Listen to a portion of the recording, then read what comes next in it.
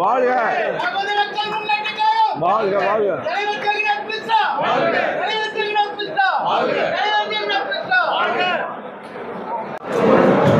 இன்று எங்களுடைய நமது மக்கள் முன்னேற்ற கழகத்தின் அரசியல் கட்சி துவக்க விழாவை வரலாற்று பெருமை மிகுந்த மாநகர் மதுரையிலே எங்களுடைய அரசியல் கட்சியினை நாங்கள் தொடங்கியிருக்கின்றோம். இந்த மதுரை மண்ணானது பல்வேறு அரசியல் கட்சிகள் தொடங்கி வெற்றி கண்ட ஒரு புண்ணிய பூமி. அந்த புண்ணிய பூமியிலிருந்து இன்று எங்களுடைய நமது மக்கள் முன்னேற்ற கழகத்தை தொடங்கியிருக்கின்றோம். பல்வேறு பிரதான கொள்கையை முன்னிறுத்தி பூரண மதுவிலக்கு, அதேபோல் இளைஞர்கள் பொருளாதார வேலைவாய்ப்புடன் முன்னேற்ற கொள்கை, மகளிர் முன்னேற்ற கொள்கையுடன் புதிய 5 அணைகள் கட்டப்பட வேண்டும், தூய நீர், தூய காற்று, தூய மண்வளம் நிறைந்த பாரத தேசத்தை உருவாக்க வேண்டும்.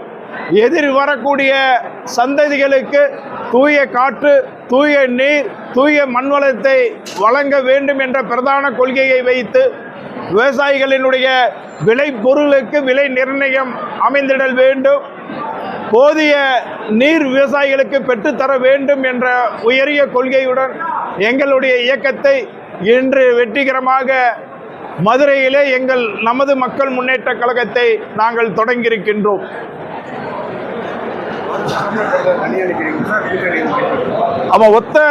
எங்களுடைய ஒத்த கொள்கையுடன் இருக்கக்கூடிய அரசியல் கட்சியுடன் கூட்டணி அமைத்து வருகின்ற 2026 சட்டமன்ற தேர்தலை நாங்கள் முன்னிருந்து தேர்தல் களத்திலே பயணிப்போம்.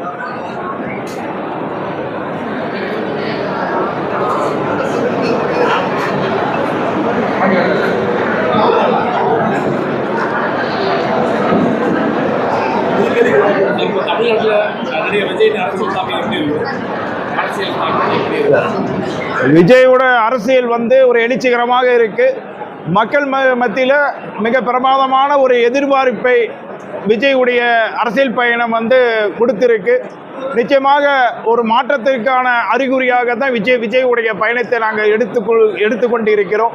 எதிர்வரக்கூடிய காலத்தில் இந்த பயணம் வெற்றிகரமாக அமைகிறதா என்று பார்க்க வேண்டும்.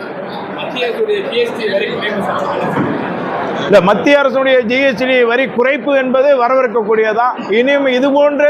இன்னும் பல பொருள்களுக்கு மத்திய அரசினுடைய வரி குறைப்பை நாங்கள் எதிர்பார்க்கின்றோம். எங்களுடைய பிரதான கொள்கையாக வியாபார பாதுகாப்பை முன்னிறுத்தி எங்களுடைய அணியில் வியாபார பாதுகாப்பு அணியை கொண்டு வரோம்.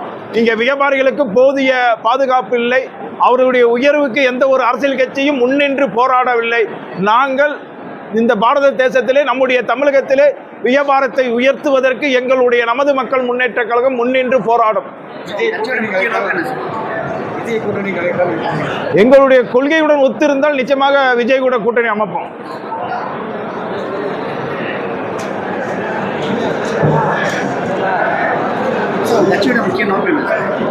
எங்களுடைய அரசியல் அதிகாரங்களை பெற வேண்டும். அரசியல் அதிகாரத்தை பெறாமல் இன்னைக்கு எத்தனையோ மக்கள் இருக்காங்க.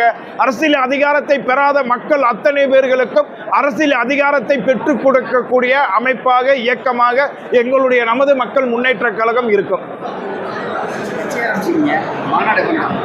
மாநாடு நாங்கள் ஜனவரியில் மாநாடு நடத்த இருக்கோம். அதற்கு இடையில மங்களதேவி கண்ணகி முதல் பெண் தெய்வம், முதல் தமிழ் கடவுள். 2000 ஆண்டு காலத்துக்கு முன்பு கட்டப்பட்ட திருக்கோயில் கண்ணகி திருக்கோயில். தமிழகத்திலே புராதனமான ஒரு பழமை வாய்ந்த கோயில் இருக்குது என்றால் அது கண்ணகி திருக்கோயில் தான். அந்த கண்ணகி திருக்கோயிலை புனரமைப்பு செய்து மகா கும்பாபிஷேகம் நடத்தி ஒவ்வொரு பௌர்ணமி 3 நாட்கள் கண்ணகி அம்மனை வழிவகை செய்ய வேண்டும் என்ற உயரிய நோக்கத்துடன் கண்ணகி பிறந்த பூம்புகார் மண்ணில் இருந்து குமுளி நோக்கி மிகப்பெரிய யாத்திரையை நடத்தியிருக்கின்றோம். வரும் 2026 சட்டமன்ற தேர்தலை மங்களதேவி கண்ணகியை முன்னிறுத்தாத எந்த ஒரு அரசியல் இயக்கமும் ஆட்சிக்கு வர முடியாது என்பதை இந்த நேரத்திலே நாங்கள் கூறிக்கொள்கின்றோம். நன்றி, ரொம்ப நன்றி, மிக்க நன்றி. சிறப்பாக பண்ணுங்க, சிறப்பாக செய்யுங்க.